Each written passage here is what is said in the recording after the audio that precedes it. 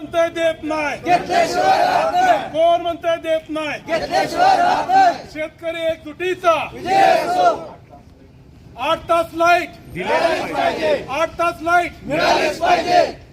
शेतकऱ्यांवर अन्याय करणाऱ्या भाजप सरकारचा धिक्कार असो. अरे या सरकारचं करायचं का? 8 तास शेतकऱ्यांना वीज द्यायची, ग्रामीण भागात आणि पूर्ण महाराष्ट्राला वीज द्यायचा निर्णय झालेला आणि मग तो बदलून एक पत्रक काढलं काही दिवसापूर्वी आणि 8चं 6 तास. तेव्हा पण शेतकऱ्यांनी बिचारे सहन केलं.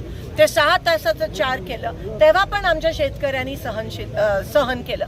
किती सहनशीलतेचा अंत बघणार आहात? काल 2 दिवसापासून फक्त 2 तास वीज त्या शेतकऱ्यांना त्या ठिकाणी भेटत आहे. सिंगल फेज नाहीच आहे, 3 फेज पण नाही आहे. 2 तास कसे बसे तरी, आणि ते पण कधी 4 ते 6 वेळ सांगितला जातो सकाळी 8:30चा. शेतकरी जातो, वीजच नसते. तुम्ही अजून किती शेतकऱ्याचा अंत बघणार आहात? किती म्हणजे सगळ्या गोष्टी तुम्ही खत महाग करून ठेवलंय, डिझेल बंद आहे, आता वीज बंद आहे, मग तुम्ही मारूनच टाका ना. काय चाललंय काय? सरकारचं लक्षच नाही आहे. शेतकरी त्रस्त आहे. काही दिवसापूर्वी पण आम्ही आंदोलन केलेलं वीज आणि डिझेलचं, त्याच्याकडे पण लक्ष नाही. आज सगळेजण या ठिकाणी, मला 2 दिवस सगळेजण या ठिकाणी सांगतायत, मी गावोगावी जाते की लाईटच टोटली बंद आहे.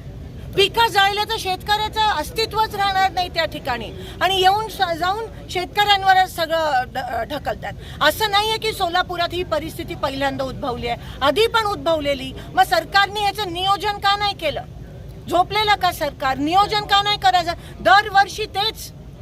पेरणी टायमाला डिझेल पण मिळणार नाही, पेरणी टायमाला डिझेल नाही मिळणार, मशागत कसं करणार? आता पेरणी करायचं हे काय चालवलंय काय? कोणासाठी हे सरकार चालू आहे? आणि एवढा वाईट परिस्थिती आहे आज ग्रामीण भागात वीज नसल्यामुळे. पण सरकार अतिशय निगरगट आहे. काही करत आहे, फक्त आहे ना निवडणूक निवडणूक निवडणूक, ह्याच्या पलीकडे ह्यांना दुसरं काही सुचतच नाहीये सत्ताशिवाय. एवढे अहंकारी आणि निगरगट झाले.